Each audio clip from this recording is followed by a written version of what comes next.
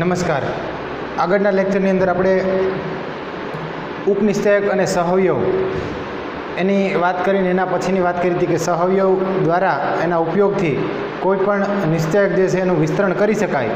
એમાં બે વાત જોઈ હતી આપણે કે કોઈ જે નિશ્ચયક છે, દાખલા તરીકે આપણે જનરલ નિશ્ચયક લઈએ કે A11, A12, A13, A21, A22 અને A23, A31, A32 અને A33. બરાબર. આ જે નિશ્ચયક છે આમાં દાખલા તરીકે કોઈ પણ હાર, પહેલી વાત આપણે એવી કરી હતી કે નિશ્ચયકની કોઈ પણ હાર અથવા સ્તંભ એના ઘટકો જે છે એના સહઅવયવો લઈ અને એ સહઅવયવો સાથે ગુણાકાર કરી અને સરવાળો કરો તો એ નિશ્ચયકનું મૂલ્ય આપે. કે દાખલા તરીકે પહેલી હાર લ્યો કે A11, A12 અને A13. હવે પહેલી હાર જો લીધી તો એ જ હારના સહઅવયવ, એટલે આ A11નો સહઅવયવ થાય કેપિટલ A11, A12નો સહઅવયવ થાય કેપિટલ A12, A13નો સહઅવયવ થાય કેપિટલ A13. એટલે આના વડે ગુણી અને ઉમેરો એટલે કે સરવાળો કરો તો આ જે મૂલ્ય મળે એ કોનું મૂલ્ય મળે? નિશ્ચયકનું. આ જ પ્રમાણે તમે બીજી હાર માટે કરી શકો, ત્રીજી હાર માટે કરી શકો. પહેલા સ્તંભ માટે કરી શકાય, બીજા સ્તંભ માટે કરી શકાય, ત્રીજા સ્તંભ માટે કરી શકાય. બરાબર. આગળના લેક્ચરમાં આપણે આ એક વાત કરી હતી. અને બીજી વાત એવી નોંધની અંદર કરી હતી કે નિશ્ચયકની કોઈ પણ હાર, દાખલા તરીકે પહેલી હાર A11, A12, A13 અને અન્ય હારના સહઅવયવ. અન્ય હાર એટલે પહેલી હાર લીધી તો પહેલી હાર સિવાયની અન્ય હાર કઈ થાય તો કે બીજી ને ત્રીજી. તો આના સહઅવયવ લ્યો, દાખલા તરીકે બીજી હારના સહઅવયવ લ્યો તો એવું થાય કેપિટલ A21, કેપિટલ A22 અને કેપિટલ A23. અને આને ઉમેરો જો તમે સરવાળો કરો તો આનું મૂલ્ય જે છે એ શૂન્ય મળે. બરાબર. એટલે આ બે વાત કરી હતી આપણે કે નિશ્ચયકની કોઈ પણ હાર અથવા સ્તંભ અને એની એ જ હાર અથવા સ્તંભ એના સહઅવયવ લઈ ગુણી અને ઉમેરો તો એ નિશ્ચયકનું મૂલ્ય આપે. અને જો નિશ્ચયકની કોઈ પણ હાર અથવા સ્તંભ અને અન્ય હારના અથવા સ્તંભના સહઅવયવ લ્યો અને ગુણીને ઉમેરો તો એનું મૂલ્ય શૂન્ય થાય. બરાબર. તો આ આપણે આગળના લેક્ચરમાં એક બે દાખલા જોયા હતા. એક દાખલો લગભગ બાકી હતો, એ જોઈએ આપણે આજે કે સ્વાધ્યાય 4.4 નો છેલ્લે આપણે ત્રીજો દાખલો જોઈ ગયા. એના પછી ચોથો દાખલો.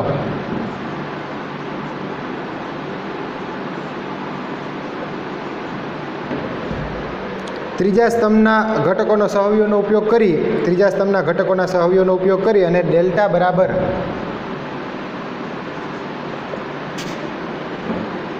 આપેલું છે આપણને 1, 1, 1 x y z, y z, zx અને xy આનું મૂલ્ય મેળવવાનું છે. બરાબર. ડેલ્ટા બરાબર 1, 1, 1 xy z, yz, zx અને xy. પણ કોનો ઉપયોગ કરવાનો છે? ત્રીજા સ્તંભના સહઅવયવનો. ત્રીજો સ્તંભ શું છે? yz, zx અને xy. બરાબર. તો જો આને મારે કદાચ હું ડાયરેક્ટ મૂલ્ય આનું મેળવું આપણે પેલા ગુણધર્મોની રીતથી, આ તો અહીંયા તો કીધું છે આવું કે ત્રીજા સ્તંભના સહઅવયવનો ઉપયોગ કરી અને મેળવો. પણ ડાયરેક્ટ જો હું વિચારું તો અહીંયા જોઈ શકાય છે કે આ 1, 1, 1 છે, અહીંયા xy z છે, અહીંયા yz, zx અને xy. એટલે કે જો અહીંયા x છે તો અહીંયા શું છે? yz. અહીંયા y છે તો અહીંયા શું છે? zx. અને અહીંયા z છે તો અહીંયા શું છે? xy. એટલે જો આને તમે બીજા સ્તંભને 1 વડે ગુણીને ત્રીજામાં ઉમેરો તો દરેક જગ્યાએ xy z, xy z, xy z આવી જાય. પછી એને સામાન્ય લઈ શકાય.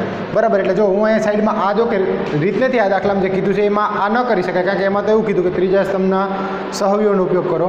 પણ હું પહેલાં શોર્ટકટ રીતથી વિચારું, જોઉં કઈ ક્રિયા કરું તો કે આપણે ક્રિયા કરીએ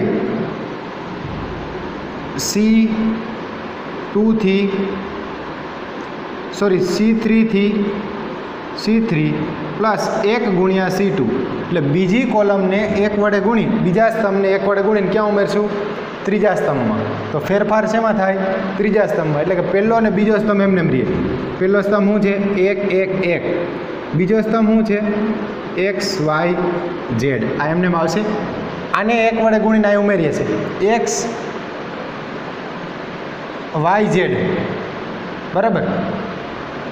તો અહીંયા શું આવશે તો કે x + yz જો સોરી એ રીતથી નહીં થઈ શકે, કારણ કે અહીંયા એક્સ વાય ઝેડ છે, બરાબર. અહીંયા વાય ઝેડ ઝેડ એક્સ અને એક્સ વાય છે ને, તો અગાઉ આપણે જે દાખલો કરી ગયા આમ તો એમાં આ જ રકમ હતી, પણ એમાં સાબિત કરવાનો હતો કદાચ કે એ X minus Y Y minus Z, બરાબર. એટલે અહીંયા એ રીત તો નહીં થઈ શકે, આપણે ત્રીજા સ્તંભનો જ ઉપયોગ કરવો પડશે, કારણ કે આ ક્રિયા કરશું મને એમ લાગ્યું કે એક્સ વાય ઝેડ આવશે, પણ ખરેખર ઉમેરશું એટલે એક્સ વાય ઝેડ નહીં આવે, કારણ કે અહીંયા શું આવશે એક્સ પ્લસ વાય ઝેડ આવશે, પછી અહીંયા વાય પ્લસ ઝેડ એક્સ આવશે, એનો કોઈ મિનિંગ નથી, બરાબર. એટલે આ નહીં થઈ શકે, કાંઈ વાંધો નહીં, આપણે ત્રીજા સ્તંભનો ઉપયોગ કરીએ, બરાબર. શેનો ઉપયોગ કરીએ? આ ક્રિયા અત્યારે ન કરીએ, જે આમાં કીધું છે એ પ્રમાણે કરીએ કે ત્રીજા સ્તંભના સહવયવ મેળવવાના છે. તો સહવયવ મેળવતા આપણને આવડે છે. પહેલાં કોનો સહવયવ? Y ઝેડનો સહવયવ, Y ઝેડનો સહવયવ. જો એને તમારે નામ આપવું હોય તો આપી શકાય. એને શું કહેવાય? તો કે A11 A12 અને આ થાય A13, કેપિટલ A13 કહેવાય એને, બરાબર. આ કોનો સહવયવ? ત્રીજા સ્તંભના આપણે દરેક સહવયવ મેળવવા છે, તો એમાં પહેલો ઘટક જે છે વાય ઝેડ એનો સહવયવ એ શું થાય? વાય ઝેડનો સહવયવ તો આપણને ખ્યાલ છે કે -1 ની 1 + 3 ઘાત, પહેલી આર ત્રીજો સ્તંભ એટલે -1 ની 1 + 3 ઘાત, એને ગુણ્યા ઉપનિશ્ચાયકમાં શું આવશે અહીંથી?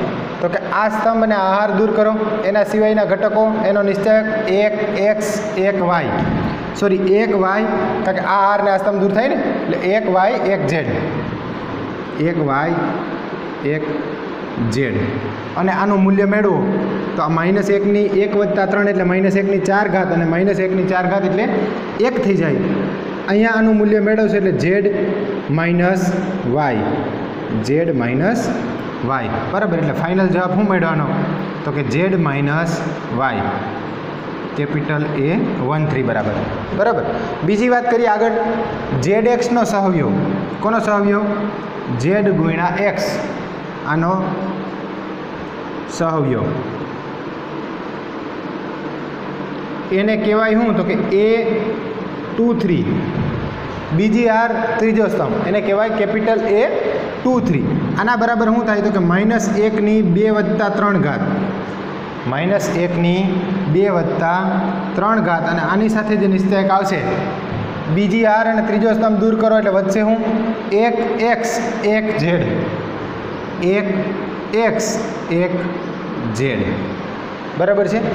તો આ શું થયું? તો કે -1 ની 5 ઘાત, અને -1 ની 5 ઘાત એટલે થાય -1, -1 ની 5 ઘાત એટલે શું થાય?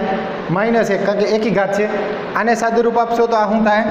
1 ગુણ્યા ઝેડ એટલે ઝેડ, -1 ગુણ્યા એક્સ એટલે એક્સ, અથવા તો આ -1 ને ગુણી નાખો આની અંદર, તો આ બે ઉલટાઈ જાય, માઇનસ છે એ પ્લસ થઈ જાય, પ્લસ છે એ માઇનસ થઈ જાય, એટલે કે આનો જવાબ શું મળે? ઝેડ માઇનસ એક્સની બદલે શું થઈ જાય? X minus Z. આ શું થયું? A23, બરાબર. A13 અને A23 મળી ગયા. હવે કોનો સહવયવ બાકી રહ્યો? એક્સ વાયનો સહવયવ મેળવી લઈએ આપણે કે એક્સ વાયનો સહવયવ, એક્સ ગુણ્યા વાયનો સહવયવ શું થાય? એને કહેવાય A33, ત્રીજી આર ત્રીજો સ્તંભ છે અહીંયા, બરાબર. એટલે A33 તો શું આવશે? -1 ની 3 + 3 ઘાત, -1 ની કેટલી ઘાત? 3 + 3, ત્રીજી આર ત્રીજો સ્તંભ. આ આર ને આ સ્તંભ દૂર કરો, વચ્ચે હું 1 એક્સ 1 વાય, 1 એક્સ 1 વાય. અને આને જો તમે સાદુરૂપ આપશો તો -1 ની 3 + 3 એટલે 6 ઘાત, -1 ની 6 ઘાત, અને બેકી ઘાત હોય તો શું થઈ જાય? +1 થઈ જાય. અને આનો જવાબ આપણે મેળવીએ તો આ Y minus X, Y minus X, એટલે કે કેપિટલ A33 આના બરાબર શું થયું? Y minus X. તો જુઓ, મને ત્રીજા સ્તંભના સહવયવ મળી ગયા. આ એક, આ ત્રીજા સ્તંભનો સહવયવ એક આ છે A13, બીજો સહવયવ A23 અને ત્રીજો સહવયવ A33, બરાબર. હવે ત્રીજા સ્તંભથી નિશ્ચાયકનું મૂલ્ય આપણે મેળવવાનું કીધું ત્રીજા સ્તંભના ઉપયોગ કરીને, તો લખી શકીએ આપણે કે હવે નિશ્ચાયકનું મૂલ્ય નિશ્ચાયકનું મૂલ્ય, જેને આપણે કહી દઈએ ડેલ્ટા. આના બરાબર શું થાય? તો કે ત્રીજા સ્તંભનો ઉપયોગ કરવો છે તો YZ ની સાથે ગુણાકારમાં YZ નો સહવયોગ, YZ એને ગુણ્યા YZ નો સહવયોગ, આ પહેલી વાત. વત્તા અહીંયા બીજો ઘટક કયો છે? ZX. તો ZX ની સાથે ગુણાકારમાં ZX નો સહવયોગ, ZX નો સહવયોગ. અને ત્રીજી વાત પ્લસ XY એની સાથે ગુણાકારમાં XY નો સહવયોગ. તો આ આપણે વાત કરીએ એ પ્રમાણે કે નિશ્ચાયકની કોઈ પણ હાર અને એ જ હારના સહવયોગ વડે ગુણીને ઉમેરતા એ નિશ્ચાયકનું મૂલ્ય આપે. તો અહીંયા આ સ્તંભ લીધો મેં, ત્રીજો સ્તંભ કે YZ, ZX અને XY. અહીંયા એના સહવયોગ વડે ગુણાકાર કર્યો. YZ તો YZ નો સહવયોગ, ZX તો ZX નો સહવયોગ અને XY તો XY નો સહવયોગ.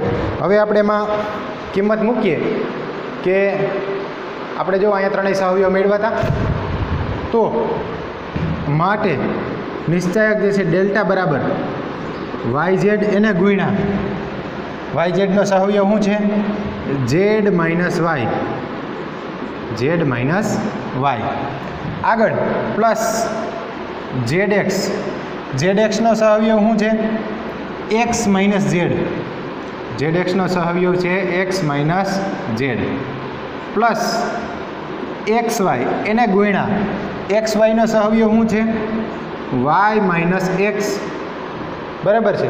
તો કિંમત મૂકી અને સાદુરૂપ આપીએ આપણે. આને અંદર ગુણી નાખવું તો આ Y ગુણ્યા Z નો વર્ગ માઇનસ Y વર્ગ Z. આને ગુણી નાખીએ તો Z ગુણ્યા X એને ગુણ્યા X એટલે કે પ્લસ X વર્ગ Z. અને અહીં ગુણશો તો માઇનસ XZ વર્ગ.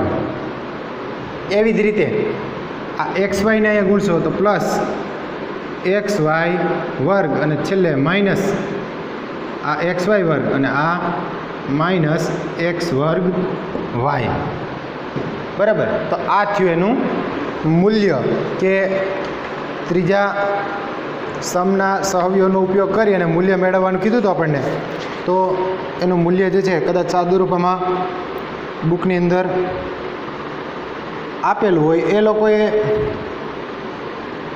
X minus Y, Y minus Z અને Z માઇનસ X એની હજી આને વધારે સાદુરૂપ આપ્યું છે. બરાબર કે દાખલા તરીકે બેમાંથી સામાન્ય લઈએ આપણે XZ વર્ગ અને અહીંયા છે Z વર્ગ. બરાબર. બે વર્ગવાળી ટર્મને સામાન્ય લઈએ જો એમાં થઈ શકે. એમાં જવાબ જે છે ને બુકની અંદર જવાબ X minus Y into Y minus Z into Z minus X આપેલો છે.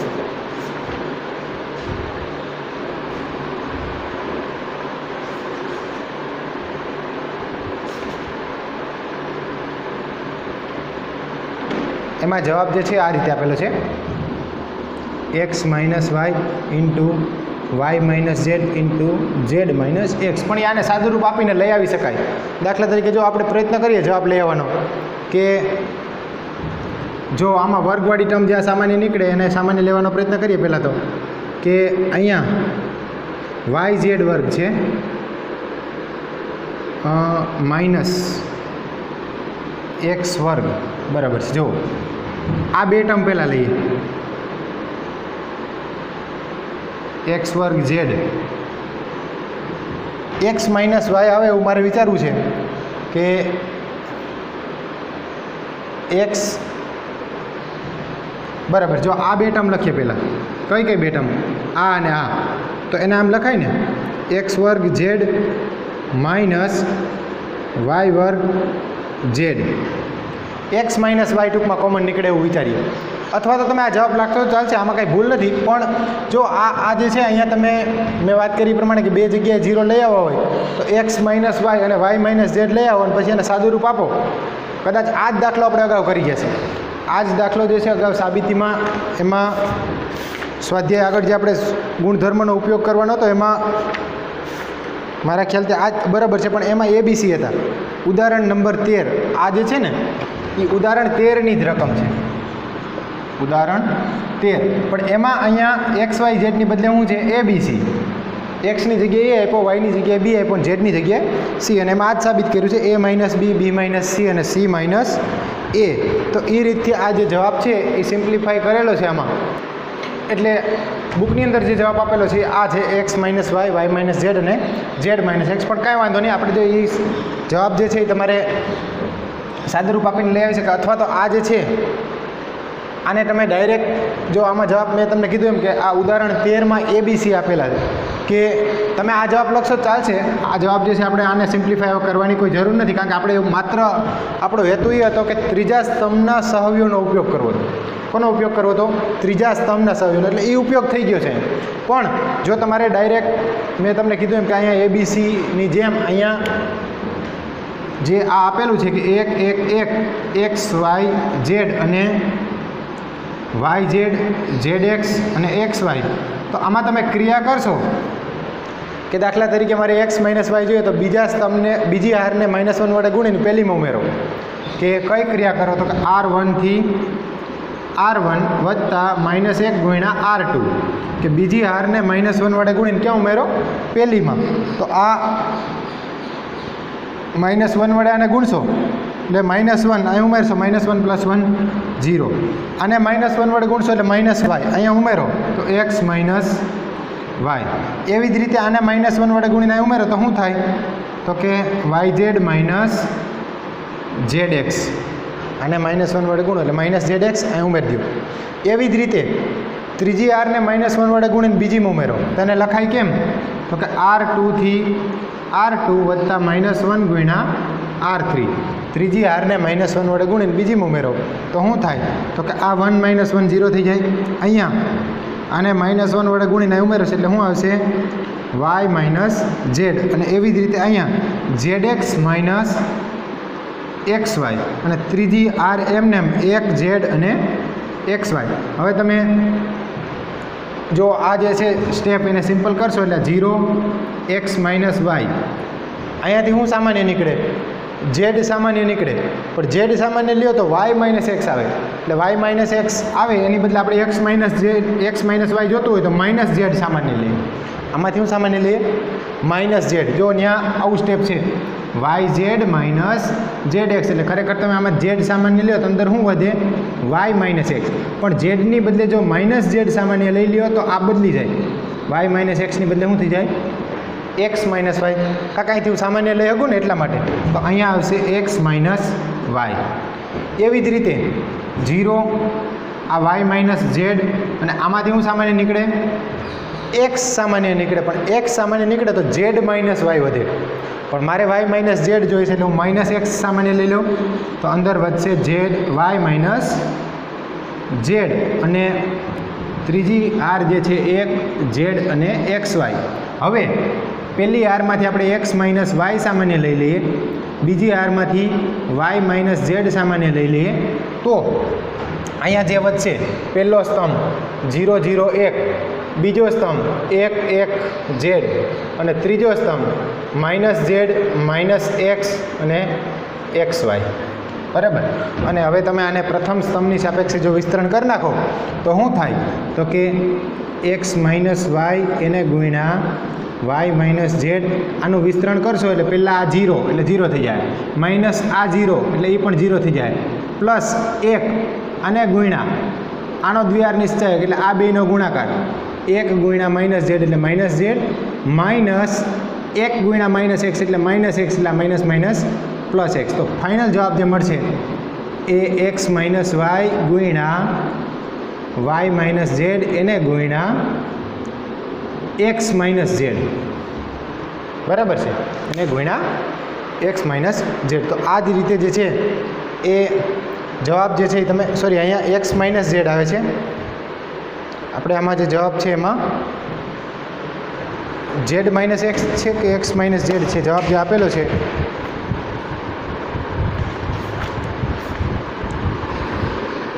x minus Y, Y minus Z અને ઝેડ માઇનસ એક્સ.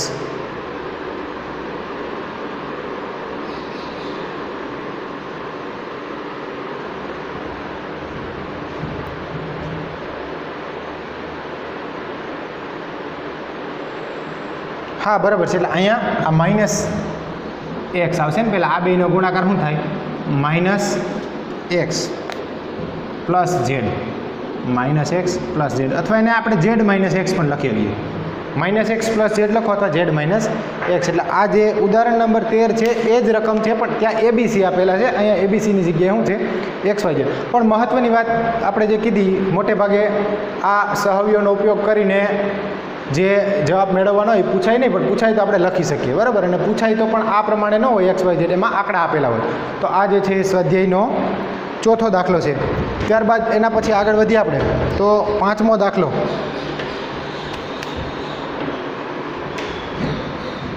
આમ તો MCQ છે, ઓપ્શન આપેલા છે જેની અંદર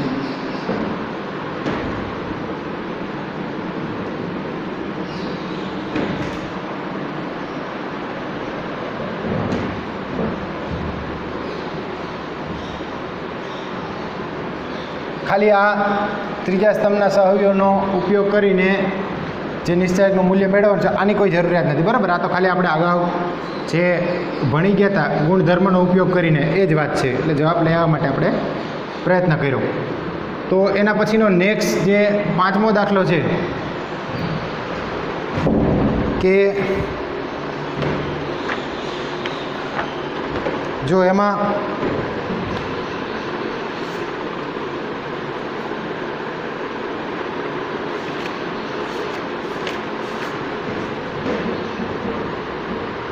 પાંચમાં વિધાન સાચું બને એ રીતે યોગ્ય વિકલ્પ પસંદ કરીને જવાબ આપો. તો એમાં એવું કીધું છે કે ડેલ્ટા બરાબર જનરલ નિશ્ચયક આપ્યો છે A11, A12, A13, A21, A22, A23, A31, A32 અને A33 અને AI જેનો સહવ્યો કેપિટલ AI જે હોય તો ડેલ્ટાનું મૂલ્ય ખાલી જગ્યા નિશ્ચયકનું મૂલ્યમાં. પછી અલગ અલગ ઓપ્શન આપેલા છે. એમાં પહેલો ઓપ્શન છે A11 ગુણ્યા કેપિટલ A31, A12 ગુણ્યા A32, A13 ગુણ્યા A33. આ પહેલો ઓપ્શન છે. બીજો ઓપ્શન બી છે A11 એને ગુણ્યા capital A11 plus A12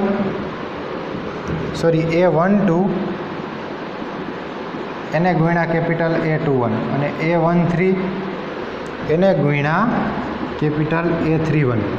option B છે. ત્યારબાદ ઓપ્શન સી જે છે A21 capital A11, A22 capital A12, A23 capital A13 અને લાસ્ટ છેલ્લો ઓપ્શન ડી છે A11 capital A11 plus A21 capital A21 અને પ્લસ A31 કેપિટલ A31. જો આ મેં આમ તો બે વખત નોંધમાં વાત કરી દીધી, એ જ વાત છે કે આપણે વાત એવી કરી હતી કે નિશ્ચયકની કોઈ પણ હાર અથવા સ્તંભ, નિશ્ચયકની કોઈ પણ હાર અથવા સ્તંભ અને એની એ જ હાર અથવા સ્તંભ એના ઘટકોના સહવ્યો લઈ અને ગુણાકાર કરીને સરવાળો કરો તો એ નિશ્ચયકનું મૂલ્ય આપે. બે દાખલા અગાઉ આપણે ગણ્યા પણ કે એકમાં ત્રીજા સ્તંભથી વિસ્તરણ હતું, એકમાં બીજી હારના સહવ્યોનો ઉપયોગ હતો, બરાબર. તો નિશ્ચયકનું મૂલ્ય ક્યારે આપે? તો કે જો કોઈ એક હાર લ્યો અથવા સ્તંભ લ્યો અને એની એ જ હાર અથવા એનો જ સ્તંભ એના સહવ્યો વડે ગુણાકાર કરીને સરવાળો કરો તો એ નિશ્ચયકનું મૂલ્ય આપે. તો અહીંયા આપણે ઓપ્શનમાં વિચારીએ, જો દાખલા તરીકે અહીંયા A11, A12, A13 એટલે આ પહેલી હારના ઘટકો છે. આ પહેલા સ્તંભના જો સહઅવયવ પહેલી હારના ઘટકો છે, પહેલી હારના જ જો સહઅવયવ એની સાથે ગુણાકારમાં હોય તો એ નિશ્ચાયકનું મૂલ્ય આપે. પણ અહીંયા કેપિટલ A31, A32 અને A33 એટલે આ તો ત્રીજી હારના સહઅવયવ છે. એટલે આ પહેલી હારના ઘટકો અને ત્રીજી હારના સહઅવયવ એટલે ખરેખર આનું મૂલ્ય થઈ જાય 0. બરાબર, આ નિશ્ચાયકનું મૂલ્ય આપે નહીં, એટલે આ જવાબ નહીં આવે. ત્યારબાદ આગળ વધીએ. અહીંયા બી ઓપ્શન A11, A12, A13 પહેલી હારના ઘટકો છે. સહઅવયવ કોના છે? તો કેપિટલ A11, કેપિટલ A21 અને કેપિટલ A31. A11, A21 ને A31 એટલે કે પહેલી હારના ઘટકો સહઅવયવ પહેલા સ્તંભના છે. એટલે આ પણ નિશ્ચાયકનું મૂલ્ય આપે નહીં, એટલે આ પણ જવાબ આવશે નહીં. ઓપ્શન સી જોઈએ. A21 ગુણ્યા કેપિટલ A11, A22 ગુણ્યા કેપિટલ A12 અને A23 ગુણ્યા કેપિટલ A13. જો આ કઈ હારના ઘટકો છે? A21, A22 અને A23 એટલે આ બીજી હારના ઘટકો છે. સહઅવયવ A11, A12 અને A13 કોના સહઅવયવ છે?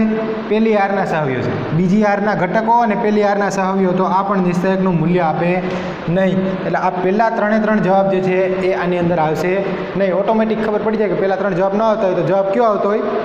ચોથો જે હોય. પણ આપણે છતાં પણ ચેક કરીએ. A11, A11, A21, A21, A31, A31. જો આ કઈ હારના ઘટક છે? A11, A21 અને A31. A11 પછી A21 અને A31 એટલે આ પ્રથમ સ્તંભના ઘટક છે. કોના ઘટક છે? પહેલા સ્તંભના. અને સહઅવયવ કોના છે? A11, A21 અને A31 સહઅવયવ પણ પહેલા સ્તંભના છે. એટલે પહેલા સ્તંભના ઘટકો અને પહેલા સ્તંભના સહઅવયવ આ જે મળીને મૂલ્ય આપે એને કહેવાય નિશ્ચાયકનું મૂલ્ય. બરાબર, એટલે આ નિશ્ચાયકનું મૂલ્ય આ થાય. એટલે જે સાચો જવાબ જે છે એ ઓપ્શન ડી છે. બરાબર, તો આ સ્વાધ્યાય 4.4 અહીંયા પૂરું થયું. આ જે ઉપનિશ્ચાયક અને સહઅવયવ એના પરથી આ સ્વાધ્યાય આખું હતું. એટલે તમે બરાબર સમજી લો કોન્સેપ્ટ કે ઉપનિશ્ચાયક કોને કહેવાય, સહઅવયવ કોને કહેવાય, એનાથી વિસ્તરણ કેવી રીતે કરવું, એટલે સરળતાથી દાખલા જે છે આવડે.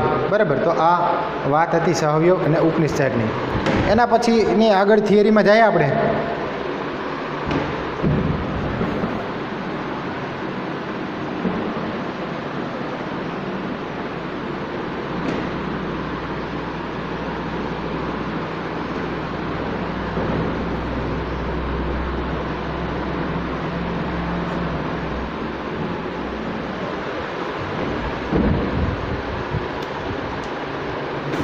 તો હવે આના પછીની જે વાત છે બે કે સહઅવયવ અને સહઅવયવ અને વ્યસ્ત શ્રેણી.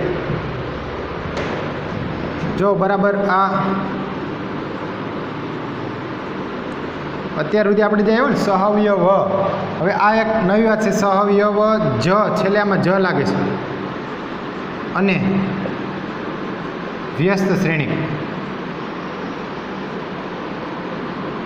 જો આમ તો શ્રેણિક ચેપ્ટરમાં આપણે વ્યસ્ત શ્રેણિક મેળવતા શીખાતા એક હાર એસિલન પદ્ધતિ, પણ મેં ત્યારે તમને વાત કરી છે કે આગળ એક બીજી પદ્ધતિ પણ આવશે, એડજોઇન્ટવાળી પદ્ધતિ. એ પદ્ધતિ હવે આપણે ભણશું. પણ એની માટે એ પદ્ધતિ મેળવવા માટે પહેલાં સહઅવયવ શ્રેણિક કોને કહેવાય એ વાત કરવી પડશે. તો નાની એવી થિયરી આપેલી જોઈ લઈએ આપણે. આગળના પ્રકરણમાં આપણે શ્રેણિકના વ્યસ્ત શ્રેણિકનો અભ્યાસ કર્યો. આ વિભાગમાં આપણે વ્યસ્ત શ્રેણિક માટેના અસ્તિત્વ માટેની શરત છે એની ચર્ચા કરશું.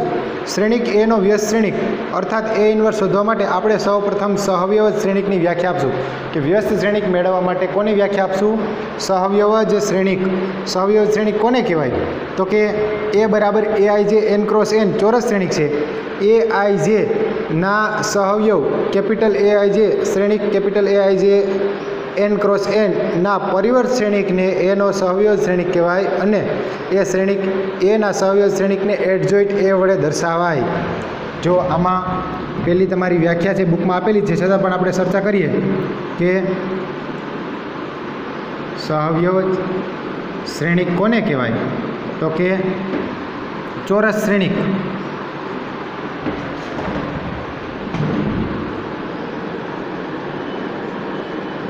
ચોરસ શ્રેણિકમાં જો બુકમાં Aij ને એવું બધું લખ્યું છે, હું એ નથી લખતો, ડાયરેક્ટ વ્યાખ્યા લખો, આપણે સમજાવી રીતે કે ચોરસ શ્રેણિકમાં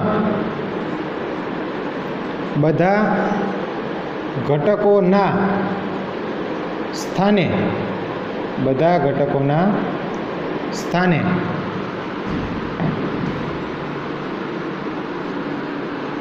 તેના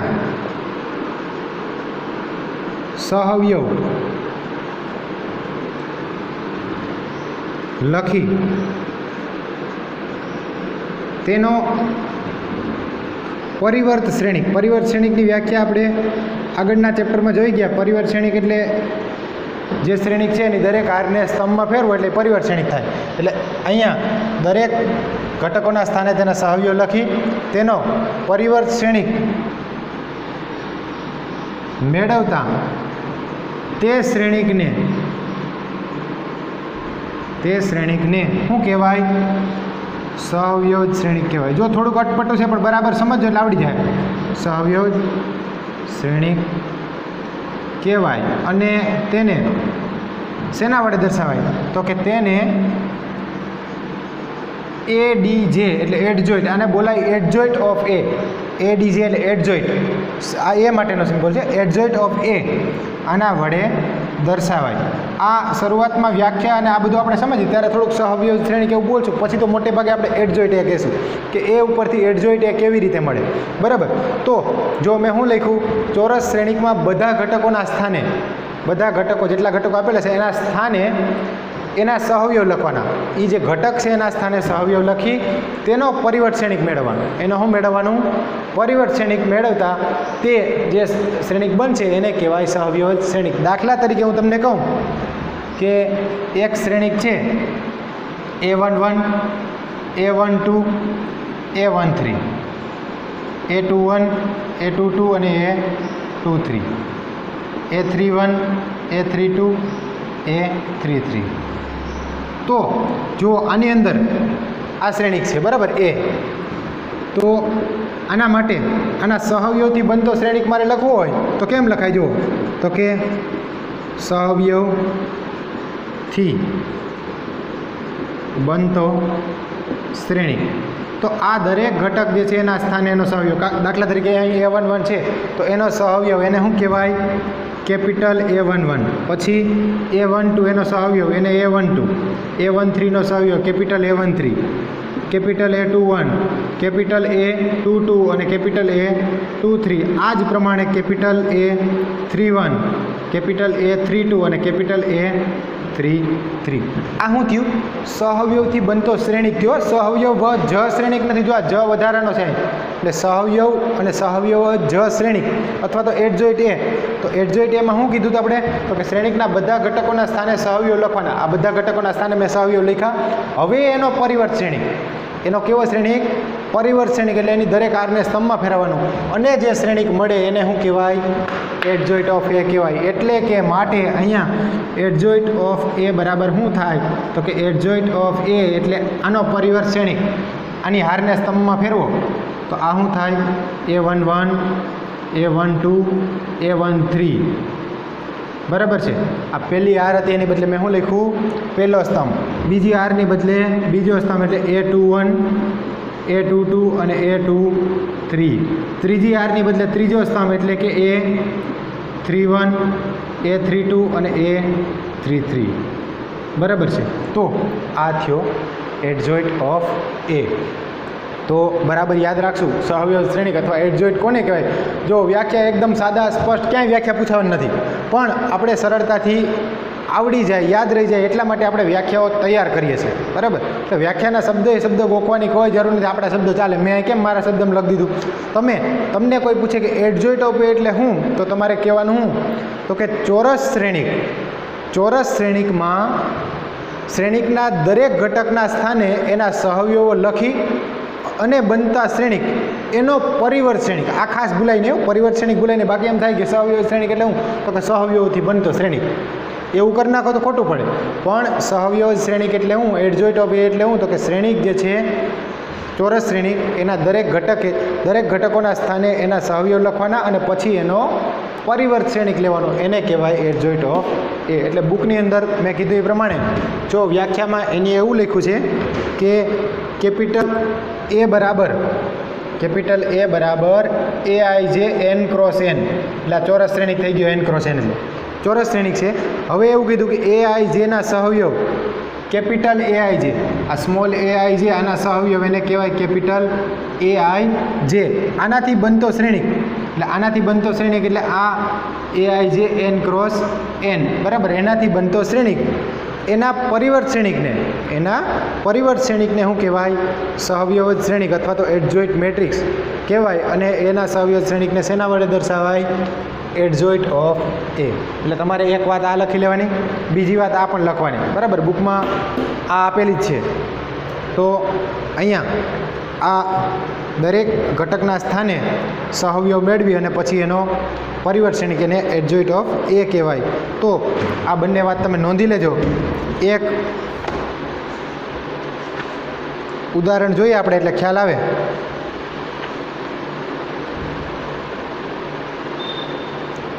ઉદાહરણ નંબર 23.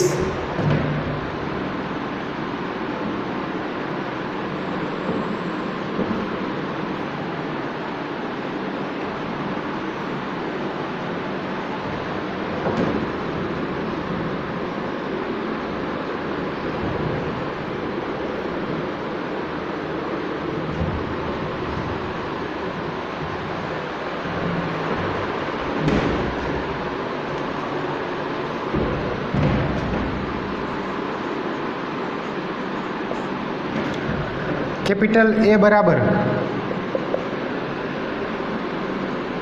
2, 1, 3 અને 4 હોય, 3, 4 હોય તો એડજોઇન્ટ A શોધો, બરાબર છે. તો અહીંયા જો A આપેલો છે તો આપણે જેમ વાત કરીએ એમ પહેલાં દરેક માટે સહવ્યવ મેળવવાના છે. તો જો અહીંયા સહવ્યવ મેળવીએ આપણે કે 2નો સહવ્યવ શું થાય?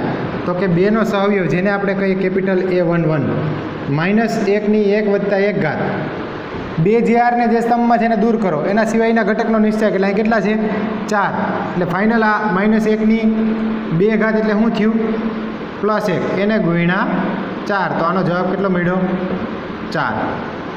એના પછીની આગળ વાત કરો 3નો સહવ્યવ શું થાય?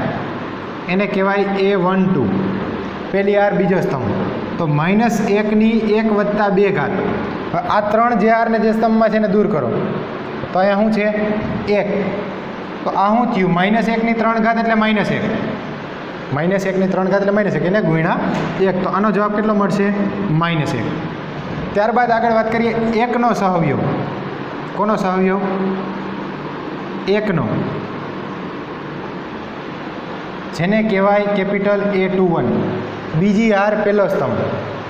એને લખાય કઈ રીતે? તો કે -1 + 2 + 1 ઘાત એને ગુણ્યા આ હારને આ સ્તંભ દૂર કરો, કેટલા છે અહીંયા? 3. તો શું થાય? -1 + 2 + 1 એટલે -1 + 3 ઘાત, અને -1 + 3 ઘાત એટલે કેટલા થાય? -1. એને ગુણ્યા 3, -1 × 3 એટલે -3. એ જ પ્રમાણે 4નો સહવ્યવ, 4નો સહવ્યવ જેને કહેવાય કેપિટલ A22, એટલે કે -1 + 2 + 2 ઘાત એને ગુણ્યા આરને આ સ્તંભ દૂર કરો એટલે જવાબ અહીંયા મળશે આનો 2, બરાબર. તો -1 + 4 ઘાત, -1 + 4 ઘાત એટલે +1 એને ગુણ્યા 2, બરાબર. 1 × 2 એટલે ફાઇનલ જવાબ કેટલો મળે? 2. તો આ 4ના સહવ્યવ મળી ગયા. તો સહવ્યવથી બનતો શ્રેણિક હવે લખીએ આપણે કે હવે સહવ્યવથી બનતો શ્રેણિક, સહવ્યવથી બનતો શ્રેણિક કે જેમાં દરેક એના ઘટકના સ્થાને સહવ્યવ કે 2, તો 2નો સહવ્યવ કેટલો મળ્યો હતો? 4. 3, તો 3નો સહવ્યવ કેટલો મળ્યો? -1. 1, તો 1નો સહવ્યવ કેટલો મળે છે અહીંયા? -3. અને 4, તો આ 4નો સહઅવયવ કેટલો મળ્યો મને? 2. તો આ થયો સહઅવયવથી બનતો શ્રેણિક. હવે આપણે એનો પરિવર્ત શ્રેણિક, એને એડજોઇન્ટ કહે. વ્યાખ્યામાં હમણાં આપણે શું કીધું કે ચોરસ શ્રેણિકમાં દરેક ઘટકના સ્થાને એના સહઅવયવ લખી એનાથી બનતો શ્રેણિક એનો પરિવર્ત શ્રેણિક, એને એડજોઇન્ટ કહેવાય. તો આનો પરિવર્ત શ્રેણિક એટલે કે માટે એડજોઇન્ટ ઓફ એ એટલે આનો પરિવર્ત શ્રેણિક હું લખું. આવડે ને પરિવર્ત શ્રેણિક? તો હારને હું શેમાં ફેરવીએ? સ્તંભમાં. એટલે 4 - 1, તો આ શું થાય? 4 - 1.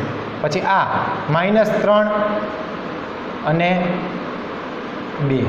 બરાબર. તો આ થયો એનો જવાબ કે એડજોઇન્ટ ઓફ એ એટલે શું થાય? તો કે 4 - 3 - 1 અને 2. બરાબર. તો આ જ પ્રમાણે દાખલા તરીકે તમારે બુકની અંદર નોંધ પણ આપેલી છે. જો તમારે એક શોર્ટકટ યાદ રાખવું હોય તો રહી શકે કે દાખલા તરીકે શ્રેણિક એ બરાબર A11, A12, A21 અને A22 આ જનરલ શ્રેણિક છે. તો અહીંયા આનો એડજોઇન્ટ મેળવવો છે. તો એડજોઇન્ટ મેળવવા માટે પહેલાં A11 નો સહઅવયવ શું થાય? તો કે A11 નો સહઅવયવ -1 ની 1 + 1 એટલે 2 ઘાત, એને ગુણ્યા શું આવશે? આ આવશે કે નહીં? A22. કારણ કે એને ગુણ્યા આ r ને આ સ્તંભને દૂર કરો એટલે -1 ની 2 ઘાત એટલે +1, એને ગુણ્યા A22 એટલે આનો જવાબ મળે A22. પછી બીજું A12 નો સહઅવયવ શું થાય? તો કે -1 ની 1 + 2 ઘાત, -1 ની કેટલી ઘાત? 1 + 2. આ r ને આ સ્તંભને દૂર કરો એટલે અહીં શું આવશે? એને ગુણ્યા A21. -1 ની 3 ઘાત એટલે -1, એને ગુણ્યા A21 એટલે -A21. ત્યારબાદ A21 નો સહઅવયવ શું થાય? આનો સહઅવયવ -1 ની 2 + 1 ઘાત, -1 ની 2 + 1 ઘાત, આને દૂર કરો એટલે અહીંયા એની સાથે ગુણાકારમાં શું આવશે? તો કે A12. તો -1 ની 3 ઘાત, -1 ની 3 ઘાત એટલે -1, એને ગુણ્યા A12 એટલે -A12. આ જ પ્રમાણે છેલ્લો ઘટક કયો? A22. આનો સહઅવયવ આના બરાબર A22 નો સહઅવયવ -1 ની 2 + 2 ઘાત, -1 ની 2 + 2 ઘાત. આ r ને આ સ્તંભને દૂર કરો એટલે એને ગુણ્યા શું આવશે? A11. બરાબર. તો -1 ની 4 ઘાત એટલે કે +1, એને ગુણ્યા A11 એટલે કે આ A11. બરાબર. હવે તમે આ જે છે સહઅવયવથી બનતો શ્રેણિક આની જેમ લખો કે સહઅવયવથી બનતો શ્રેણિક, સહઅવયવથી બનતો શ્રેણિક આના બરાબર શું થાય? તો કે A11 ના સ્થાને A11 નો સહઅવયવ શું છે? A22. A12 ના સ્થાને A12 નો સહઅવયવ શું છે? -A21. A21 એટલે આ ઘટક, એના સ્થાને એનો સહઅવયવ -A12. અને છેલ્લે A22 ના સ્થાને A22 નો સહઅવયવ શું થયો? A11. તો આ શું થયું? સહઅવયવથી બનતો શ્રેણિક. હવે આના પરથી મારે એડજોઇન્ટ ઓફ એ લખવું હોય તો એડજોઇન્ટ ઓફ એ આના બરાબર શું થાય? તો કે આનો પરિવર્ત શ્રેણિક, આનો પરિવર્ત શ્રેણિક પહેલી r પહેલો સ્તંભ A22, અહીંયા -A21, બીજી r ને બીજો સ્તંભ કરી નાખો એટલે -A12, A11. બરાબર છે. તો જો આ થયો એનો જવાબ. હવે આની અંદર એક શોર્ટકટ છે. મોટે ભાગે આપણે ડાયરેક્ટ શોર્ટકટનો ઉપયોગ નથી કરવાનો. પછી આગળ આપણે જ્યારે વ્યસ્ત શ્રેણિક મેળવવાનો હોય ત્યારે 2x2 હોય તો તમે એડજોઇન્ટ આના પરથી ડાયરેક્ટ જવાબ લખી શકો. આ કાંઈ કરવું ન પડે. એ 2x2 માટે જો આ તમે ઓબ્ઝર્વેશન કરશો તો આ A11, A12, A21 અને A22 એટલે કે અહીંયા જવાબમાં શું મળ્યું? A22 -A12 -A21 A11 એટલે કે ખરેખર શું થયું? જો તો કે આ અગ્ર વિકર્ણના ઘટક બે બદલાઈ ગયા. A11 અને A22 હતું એની બદલે શું થઈ ગયું? અહીંયા A22 અને A11 એટલે અગ્ર વિકર્ણના ઘટકની અદલા બદલી થઈ. પ્રતિવિકર્ણ આને કહેવાય પ્રતિવિકર્ણ. પ્રતિવિકર્ણના ઘટક હતા A21 અને A12 તો અહીંયા -A21 અને આ -A12 એટલે કે આની નિશાની બદલાણી. બરાબર. આની શું થયું? નિશાની બદલાણી. અહીંયા પણ જોવો એવું થયું કે નહીં, 2 3 1 4, તો આ 2 4 અગ્રવિકર્ણના ઘટક 2 4 હતા, તો અહીં શું થઈ ગયું 4 2. પ્રતિવિકર્ણના ઘટક આ 1 અને 3 હતા, તો એની બદલે અહીંયા શું થઈ ગયું આ -1 અને -3. તો નોંધની અંદર આપણે લખવું હોય તો લખી શકીએ કે 2x2 શ્રેણિકના એડજોઇન્ટ ઓફ એ માટે તેમાં અગ્રવિકર્ણના ઘટકો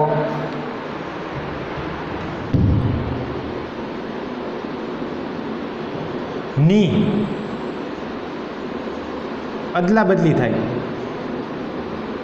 ઘટકોની અદલા બદલી થાય અને પ્રતિવિકર્ણ ની નિશાની બદલાય અથવા તો ચિહ્ન બદલાય, પ્રતિવિકર્ણની નિશાની બદલાય. જો આ શોર્ટકટ માટે આપણે યાદ રાખશું એમસીક્યુ માટે કે 2x2 શ્રેણિક છે. દાખલા તરીકે તમને કોઈક એ શ્રેણિક આવો આપ્યો કે -1 4 -7 અને 8, તો આનો એડજોઇન્ટ શું થાય? તો ડાયરેક્ટ તમારે લખવું હોય, આપણે ડાયરેક્ટ અત્યારે લખવાનું નથી, તમે પછી આગળ આપણે દાખલા ગણશું પછી શોર્ટકટમાં આવડશે કે આ અગ્રવિકર્ણના ઘટકો બદલાણા, આ બે બદલાવો એટલે શું થાય -1 8, આને બદલે શું થઈ જાય 8 -1, અદલ બદલ થઈ ગઈ. પ્રતિવિકર્ણનું ચિહ્ન બદલાય, નિશાની બદલાય, એટલે દાખલા તરીકે આ 4 છે તો 4ની જગ્યાએ શું થઈ જાય -4, અહીંયા -7 છે તો -7ની જગ્યાએ શું થઈ જાય +7. બરાબર, એટલે આ એક 2x2 માટે શોર્ટકટ છે, 3x3 માટે તો નથી. બરાબર, તો આજના લેક્ચરમાં એક તો તમારે આગળના 2 દાખલા કરી લેવાના, જે સ્તંભના ઉપયોગથી એમાં સહવ્યવના ઉપયોગથી વિસ્તરણ હતું એ. નવી વાતમાં સહવ્યવ શ્રેણિક અથવા એડજોઇન્ટ ઓફ એ વ્યાખ્યા એકદમ અટપટી છે, પણ એ રીતે નહીં, તમારે આપણે આપણી રીતે યાદ રાખવાની. મેં હમણાં લખી દીધું એમ કે ચોરસ શ્રેણિકમાં દરેક ઘટકના સ્થાને એના સહવ્યવ લખી અને એનો પરિવર્ત શ્રેણિક લેતા મળતા શ્રેણિકને એડજોઇન્ટ ઓફ એ કહેવાય. બરાબર, અને આ ઉદાહરણ નંબર 23 આ જે છે એ જનરલ છે, આ પણ તમારી બુકમાં આપેલું છે પેજ નંબર 103 ઉપર. એમાં નોંધમાં આ જ વાત કરી મેં કીધું એમ કે ચોરસ કક્ષાનો શ્રેણિક જે છે એમાં A11 A12 A21 A22 આનું ઉદાહરણ લઈ અને એવું કીધું કે A11 A22 ને અદલ બદલ કરી અને A12 અને A21 એના ચિહ્નો બદલીને એ એડજોઇન્ટ એ મેળવી શકાય. નીચે જો અહીંયા દર્શાવ્યું છે કે આ બેના ચિહ્ન બદલો અને આ બેને અદલ બદલ કરો. બરાબર, એટલે આ સહવ્યવ શ્રેણિકની વાત છે. આપણે આવતા આગળના લેક્ચરની અંદર વ્યસ્ત શ્રેણિક સહવ્યવના આ એડજોઇન્ટના ઉપયોગથી વ્યસ્ત શ્રેણિક કેવી રીતે મેળવવો અને એના જે દાખલા છે એ આપણે આવતા આગળના લેક્ચરની અંદર જોશું. આજે અહીંયા સુધી રાખીશું. Thank you.